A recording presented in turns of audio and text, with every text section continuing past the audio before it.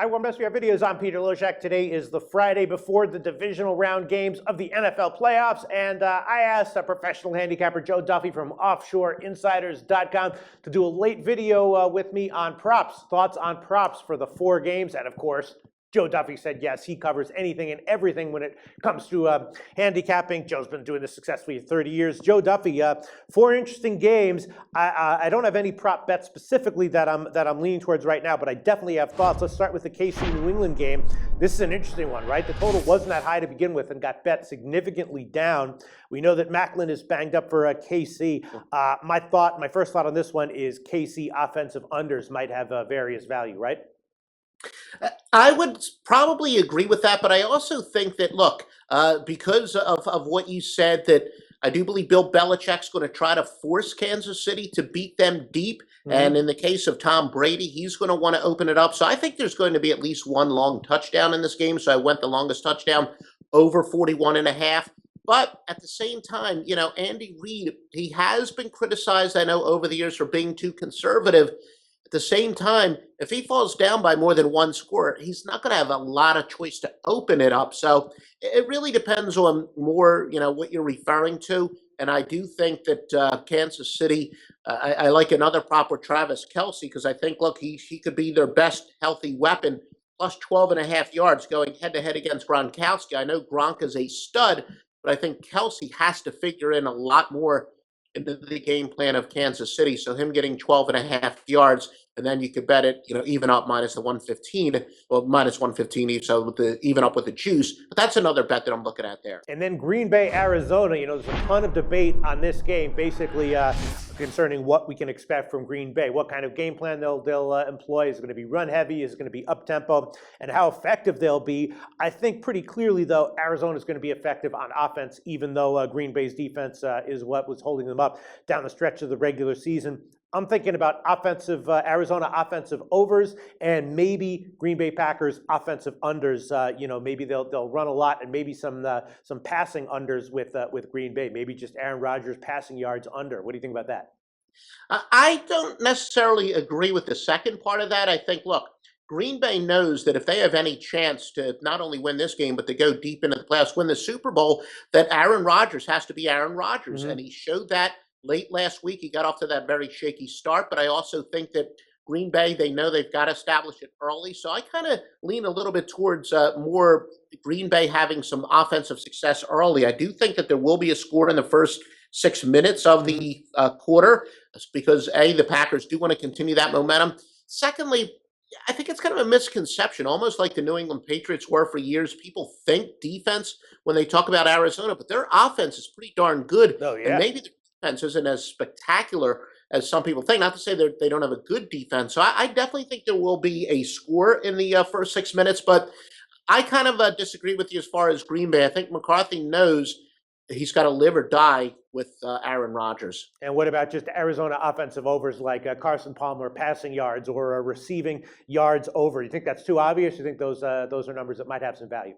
I do. I think when we did a video earlier this week, I did say that I lean towards this game over, and yes, because there is no question that Carson Palmer is a stud. But not only that, but really, Palmer has done it during the regular season, and I think that Arizona wants to show that he can certainly do it in the postseason, kind of the bigger picture, and against a vulnerable Green Bay defense. Yes, this would be a great opportunity. Plus, like I said, there's maybe that little extra motivation just to show that Palmer can do it in the postseason. But as of right now, your recommended prop play would be yes on a score in the first 6 minutes?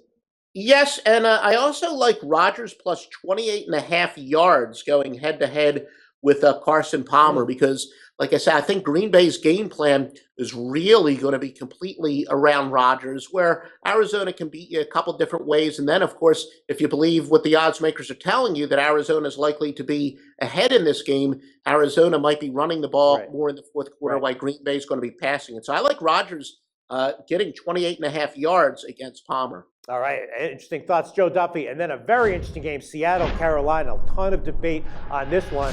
Russell Wilson, obviously, against anyone in the NFL, is prone on any day for a huge offensive game. So you always want to be thinking, at least in my opinion, of taking overs with Russell Wilson yardage props. And then Carolina, how will Carolina's offense, led by Newton, square up with Seattle's at times awesome defense? Seattle has been particularly good defensively on the road. They've given up one offensive touchdown in their last 6 road games. This is a big who knows for me as far as props are concerned with this one.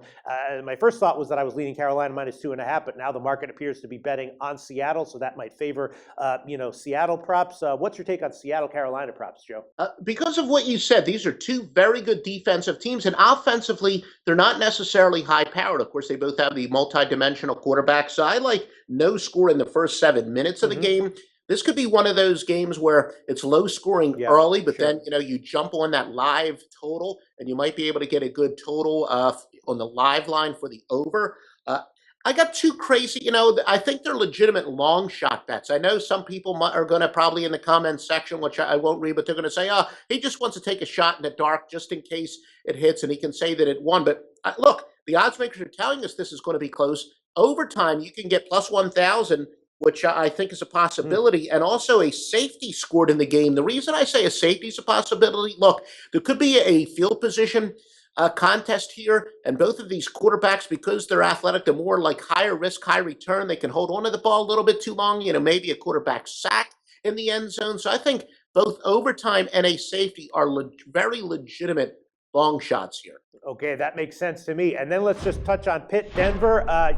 Obviously, we don't even have a total out yet for this game, so we can't really comment on specific prop lines right now. But, a ton of uncertainty around this game. My sense is that in general, I'm going to be leaning towards the under. So maybe when the props come out, offensive unders for this one, yardage unders, passing yards under for Pittsburgh, something like that. What do you have to say about possible props for Pitt, Denver? That I would definitely agree, and of course, this is sight unseen. But a lot of my success at times has been counterintuitive. But in this game, look, even when Peyton Manning was healthy, a lot of the games were low scoring. Peter King, and there are other people who think that Denver has the absolute best defense in the league without a B. Man, that is another humongous loss. Of course, earlier in the year they lost Avion Bell. I think if Pittsburgh if they actually get a lead, they'll probably try to protect the league. And we know that Denver, contrary to what you would think about a team with Peyton Manning as quarterback, look, Manning, I think, can still be a very efficient quarterback. I don't think he's going to beat you downfield the way that he did in his heyday. So I would agree with you that yards and scores are going to be very tough to come by in this game. So my bias would be and I don't know how many props are going to be posted, but my bias would be to definitely lean towards a lot of unders in that game. I would agree with that. Joe Duffy, thanks so much for your thoughts.